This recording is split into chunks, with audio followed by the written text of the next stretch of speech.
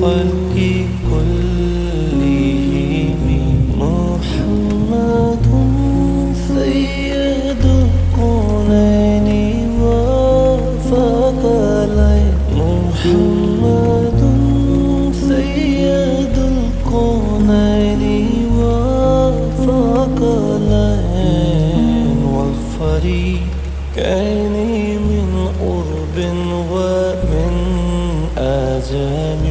مولاي صلي وسلم دائما